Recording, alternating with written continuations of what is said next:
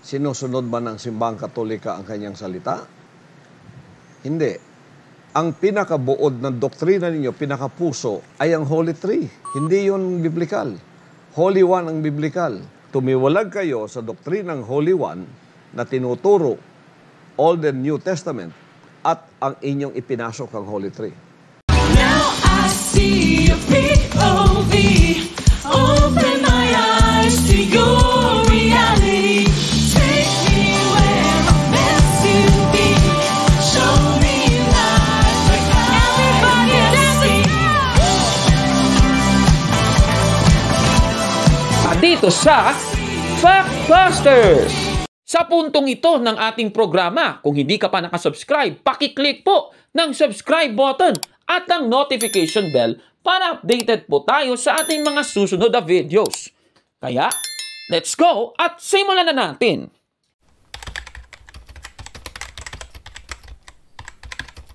Magandang araw mga kapatid and welcome na naman sa isang bagong episode ng Factbusters PH.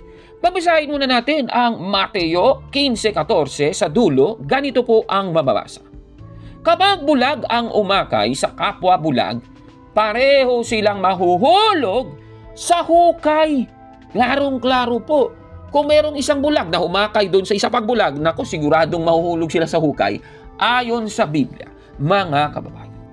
Sa ating episode ngayon ay tatalakayin natin ang ating dating former President Rodrigo Duterte, ika-16 na presidente ng Pilipinas. At alam naman natin, dati po siyang Katoliko, mga kapatid. Ngunit, over the course of history, ay alam nating close po sila ng isang pastor na si Pastor Apollo Quiboloy. Grabe ang closeness nila, no? Grabe talaga. Siyempre, taga Davao sila. At alam naman natin, naging pareha ang kanilang kapalaran. Si Pangulong Duterte inaresto ng International Criminal Court. Ako naman, grabe, very controversial itong nangyari sa kanya. At hindi lang yan, ito pong naging fugitive pastor na hinanap pa doon sa kanyang compound, si Pastor Apollo Quiboloy. Wanted po yan ng FBI at ngayon ay nahaharap sa mga kaso, mga kababayan. Sige, puntahan natin yung paniniwala ng dalawa. Ano ba ang paniniwala ni Apollo Quiboloy tungkol sa ating Panginoong Jesucristo? Babasahin natin ang Integrated Lessons for Discipleship class ng Kingdom of Jesus Christ, the name above every name. Sa page 11, ganito po ang sabi. Jesus Christ possesses a dual nature in the incarnation, divinity and humanity. He was God-man, but not two persons. The Word incarnate, God manifested as flesh. As a human being, He was the Son. As God, He was the Father. As the Son, many times He spoke and acted as a man. As a Father, many times He spoke and acted as God. Dito po sa nabasa natin, lumalabas, naniniwala po si Apollo Quiboloy na si Kristo ang Diyos Ama. Napakaliwanag. As God, He was the Father. At kinukondena nga ni Apollo Quiboloy yung Trinity Doctrine ng Iglesia Katolika. O ito, pakinggan natin siya, mga kapatid. Sinusunod ba ng simbahang Katolika ang kanyang salita? Hindi. Binago nga ninyo sa 325 AD. Di ba kayo ang proponent ng Holy Three? Ang pinakabuod ng doktrina ninyo, pinakapuso, ay ang Holy Three. Hindi yun biblikal. Holy One ang biblikal. Tumiwalag kayo sa doktrinang Holy One na tinuturo Old and New Testament at ang inyong ipinasok ang Holy Three. Grabe talaga kung kondenahin ni Apollo Quiboloy, base sa ating napanood, ang Trinity Doctrine, pati yung Iglesia Katolika, mga kababayan. Ngayon, ang tanong, dahil bulag itong si Apollo Quiboloy, paano binago ni Apollo Quiboloy ang pananaw ng dating Katoliko na si dating Pangulong Rodrigo Duterte tungkol sa Trinity Doctrine? O ito, pakinggan natin, mga kababayan. Si God the Father is Jesus Christ at the same time. Oh. That's the mystic of a religion. Word made. Do not try to fathom it because you will never get the answer. It's pure faith.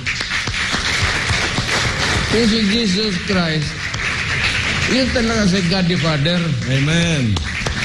Pag akyat niya doon sa heaven, huwag sabihin niya, he is seated beside his Father. No, when he went back there, he is the Father. Oo. Nag-merge na yun. Oo. Tama Mayor, tama. Totoo kasi, sabi mo, si Jesus Christ nagbalik doon. Magka-problema tayo niyan. Sino ang nanay ni Jesus Christ? Jesus Christ was a God Himself. Word made flesh, Mayor. Jesus Christ was God the Father. Yes. True. Ay, grabe naman talaga itong pahayag ng ating dating Pangulong Rodrigo Duterte, ano? Base sa mga sinasabi niya, si God the Father daw ay siya ring si Jesus Christ. Grabe naman talaga. Tanong, totoo ba ito, mga kababayan? At itong pahayag ni Apollo Kibuloy sa kanyang Integrated Lessons for Discipleship class na nagsasabing, as God, Christ is the Father. Aba, grabe naman ito. Pinapalabas nila na ang persona ng Diyos Ama at ni Kristo ay iisa lang talaga. Tanong, totoo bang ang Diyos Ama ay si Kristo rin? Totoo bang ang persona ng Diyos Ama at ang persona ni Kristo ay iisa? Babasahin natin sa Biblia. Straight to the point tayo, diretsahan. Babasahin natin ang Juan 8:16 sa salin na Amplified Bible Classic Edition. Ganito po ang ating mababasa. Yet even if I do judge, my judgment is true. My decision is right, for I am not alone in making it. But there are two of us, I and the Father who sent me. Napakaliwanag nagsabi ni Kristo. Si Kristo at ang Ama, ano daw? There are two of us. Napakaliwanag. Ibig sabihin, iba ang Diyos Ama, iba din si Kristo. Delikado kung si Kristo at ang Diyos Ama ay iisa dahil lalabas, kinakausap ni Kristo ang kanyang sarili noong nagdasal siya sa Diyos Ama. At yan ang makikita natin sa Mateo 26:39 nang sabi ni Kristo dito, Ama ko, kung maaari po, ilayo ninyo sa akin ang kopang ito ng paghihirap. Ngunit hindi po ang kalooban ko, kundi ang kalooban ninyo ang mangyari. Maliwanag. Yung kinakausap ba ni Kristo dito ang kanyang sarili? Naku naman, bukang paliw ata si Kristo kung kanyan po ang ating paniniwala. Naku naman. Nung nasa lupa si Kristo, isang persona ba ang Diyos Ama at si Kristo? Babasahin natin ang Mateo 3:16 hanggang 17. Nung binautismuhan si Kristo, ganito po ang mababasa. Nang mabautismuhan si Jesus, kaagad siyang umahon sa tubig. Nabuksan ang langit at nakita ni Jesus ang Espiritu ng Diyos na bumababang parang isang kalapati at dumapo sa kanya. At isang tinig mula sa langit ang nagsabi, ito ang minamahal kong anak na lubos kong kinalulugdan. Klarong-klaro, ang nagsasalita dito, ang Diyos Ama. Yung tinig galing daw sa langit, hindi galing sa lupa. Ibig sabihin, itong sinasabing, ito ang minamahal kong anak na lubos kong kinalulugdan, hindi galing kay Kristo yun. Ako naman. Kung ang persona ng Diyos Ama at ang persona ni Kristo ay iisa, ibig sabihin, pinuri pala ni Kristo ang kanyang sarili. Nako naman, mukhang mali na namang unawa yan. Nung nasa langit na ang Diyos Ama at si Kristo, naging iisang persona ba sila? Di babasahin natin sa Hebreo 1:8. Ganito po ang sabi ng Ama.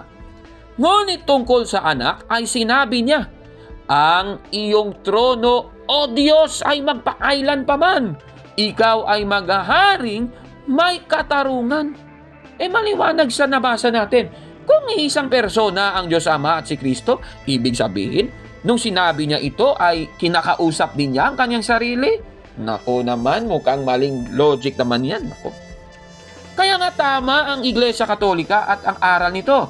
na ang Ama at ang Anak ay distinct from one another. Klarong-klaro sa Catechism of the Catholic Church 254, mababasa mga kababayan. Ayan, sabi pa nga, Father and the Son are not simply names designating modalities of the divine being, for they are really distinct from one another. He is not the Father, who is the Son. Napakaliwanag. Kaya itong sinasabi ng ating dating Pangulong Duterte, Si God the Father is Jesus Christ at the same time. Oh. That's the mistake of a religion. Word made. Do not try to fathom it because you will never get the answer. It's pure faith. Kasi Jesus Christ, yun talaga si God the Father. Amen. Pag akyat niya doon sa heaven, huwag sabihin niya, he is seated beside his Father. No, when he went back there, he is the Father. Oo. Nag-merge na yun. Oo. Tama mo yun, tama. Totoo kasi sa'yo, si Jesus Christ nagbalik doon. Magka-problema tayo niyan. Sino ang nanay ni Jesus Christ? Jesus Christ was a God Himself. Word made flesh meal. Jesus Christ was God the Father. Yes. True. Busted! Yan! Nako Kaya tama ang advice ng ating Vice President Sara Duterte, yung 15th Philippine Vice President po, na ang pahayag niya dito sa article na isinulat ni Fanny Pearl Gajonera na Mayor Sara, no need for PRRD to apologize over remarks about God. Ano bang sabi niya dito? Ang sabi, do not listen to him, kay Pangulong Duterte, when he talks about God. Klarong-klaro, mga kababayan. Ibig sabihin, tunay ngang niloko ni Apollo Kibuloy ang ating dating Pangulong Duterte. Mga kababayan, bulag si Duterte, bulag din si Apollo Kibuloy, di, mahuhulog sila sa hukay niyan. Nako naman, kawawa naman. Nako, ipagdasal na lang natin ang dalawang ito na sana maging matino ang kanilang pag-iisip at ma-realize nila ang kanilang maling paniniwala, mga kapatid. Ano po masasabi ninyo sa ating episode ngayon? Comment down below, mga kapatid. At kung like mo ang video na ito, ismash ang like button at mag-subscribe sa ating YouTube channel, Factbusters PH. Kaya huwag maniwala sa sabi-sabi. I-check mo na kung fact nga talaga. Hanggang sa susunod na episode, ako po si Caburno. At ito ang Factbusters! Mga kapatid, magandang araw po. At kapayapaan ay maghari sa ating isipan at sa ating puso. At follow and subscribe, Factbuster PH at The Beloved Catholic sa Facebook page ni Caburnok. At abangan nyo si Caburnok, no? Dahil marami siyang i-reveal na mga maling aral at matutuhanan natin ang katotohanan. Dahil ang katotohanan ay magbigay sa atin ng tunay na kalayaan. God bless!